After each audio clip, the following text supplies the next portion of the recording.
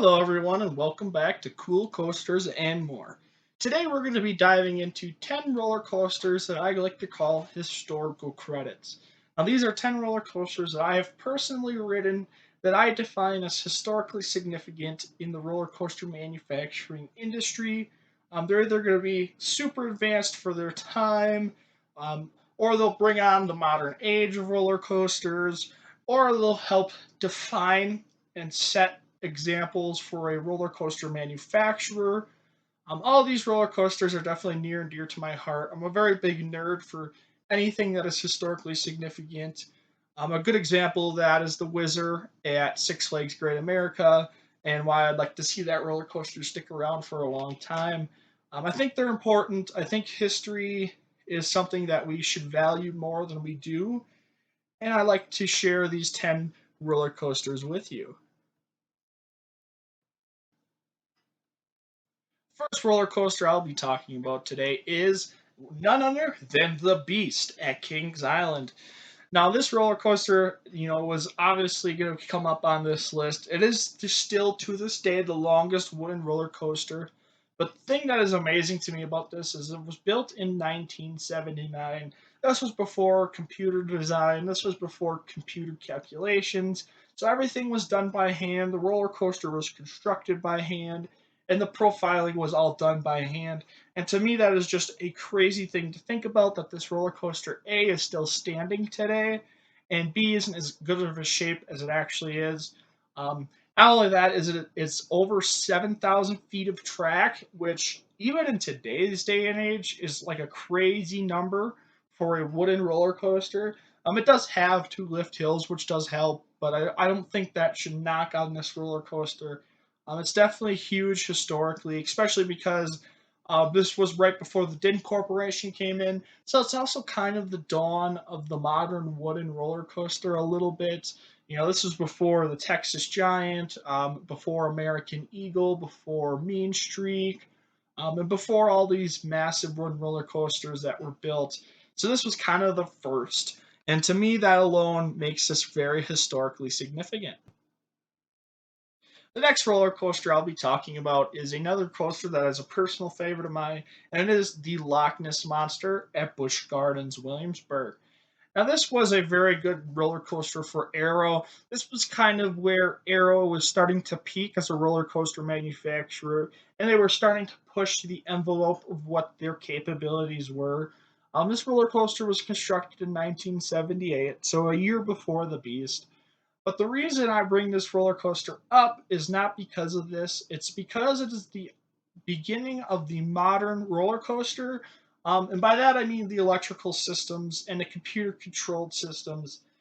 Um, when this roller coaster originally opened, it featured analog controls, which means everything was mechanical switches and stuff like that. And that's how it can control the block zones and made sure the trains didn't collide with each other. After a little while, they decided to switch over to a computer controlled electrical system that uses sensors and a computer to control the block zones of the roller coaster. And this is the system that most of the roller coasters use today. In fact, I don't think any of them still use an analog block zone system. And that's why this roller coaster is a huge historical piece, is because it was the first roller coaster to feature a computer controlled block system. And to me, that is a very important thing.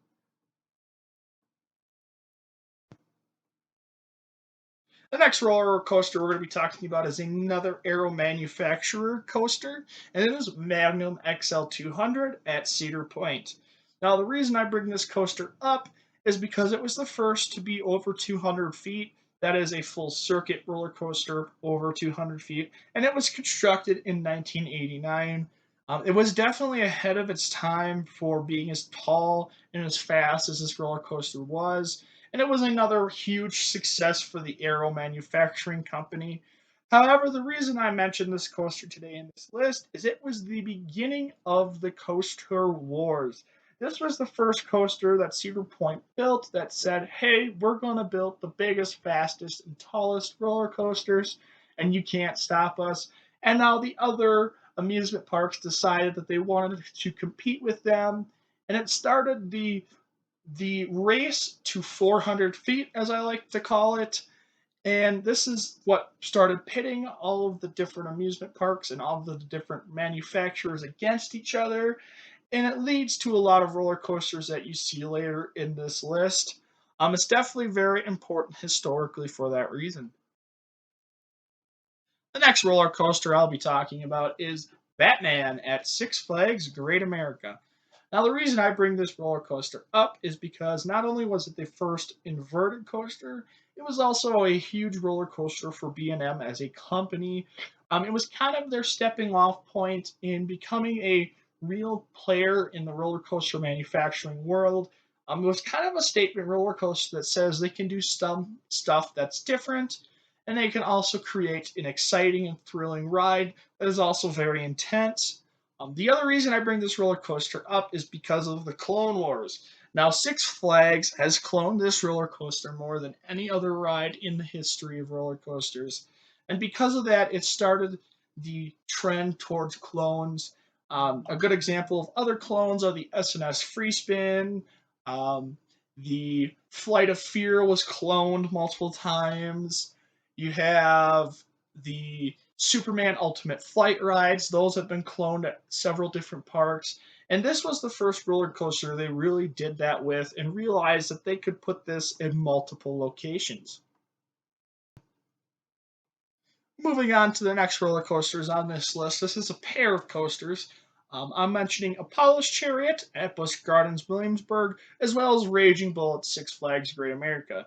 Now, the reason I pair these two roller coasters together is because they were constructed in the same year. Apollo's Chariot did open about a month sooner than Raging Bull, making it the official first hypercoaster from B&M. And these two roller coasters are significant because they were the first hypers from B&M, and this model has exploded in today's world. Not only is B&M making a ton of these, but other manufacturers are starting to dive into it. Intamin makes hypers, Mach is starting to make hypers, and it's a very popular roller coaster model in today's age.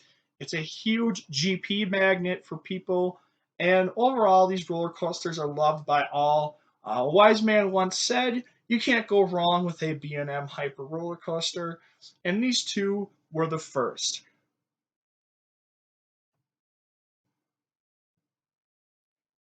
Moving on to another set of roller coasters, we are going to be talking about Top Thrill Dragster at Cedar Point, as well as King Dakot at Six Flags Great Adventure.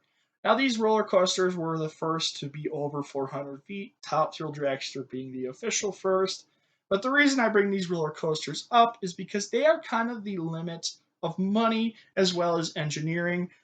They when they constructed these roller coasters, they reached the limit of what amusement parks were really willing to pay for a roller coaster. That's why two of these were only ever built. But it's also kind of the limit of engineering for a roller coaster, featuring the crazy hydraulic launch system. Obviously, it's to the point where Top Fuel Dragster is being refitted with an LSM launch, but it's kind of a huge thing because this was the peak of roller coasters. This was kind of the tail end of the coaster wars where everybody realized that 400 feet is a crazy, insane height, as well as 120-mile-an-hour plus launches is also crazy, insane. These two roller coasters are both been plagued with mechanical issues, and that's why I say it's kind of the pinnacle of roller coasters in the modern era. The next roller coaster I'll be talking about is a personal favorite of mine, and it is Fury 325 at Carowinds. Now, the reason I mention this coaster on this list is because now we're kind of moving into the postmodern era where roller coasters are no longer trying to strive to be the biggest and the tallest, but they are striving to be the best. Now, this has been voted best steel coaster since it has opened in 2014, I believe. And because of that, this is a huge success for B&M. I consider it to be the perfect Giga Coaster. I really enjoyed this ride when I got to ride it personally. And it is historically significant because we are moving into that part where roller coasters are becoming better and better and better. And even roller coaster enthusiasts are loving them even more. The next roller coaster I'll be talking about is another B&M manufacturing coaster, and it is Banshee at Kings Island. Now, the reason I mention this roller coaster on this list is because it is what I consider a modern inverted roller coaster. B&M hasn't constructed very many of these as of recent, and this is one of their newest versions. I really hope that they start to build more of these roller coasters, as I really enjoy invert models in general, and I thought Banshee was a good example of what B&M can do in the postmodern era for these roller coasters. The next roller coaster I'll be talking about is a personal hatred of mine, and that is Steel Vengeance at Cedar Point. Now, even though I'm not a huge fan of this roller coaster, I still need to mention it here on this list because it is RMC's first attempt at greatness.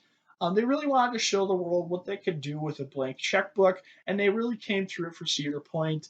It was voted the #1 roller coaster in the world when it opened, and I do have a lot of respect for it. It was also the first hyper hybrid model, and it was kind of the dawn of the new coaster age.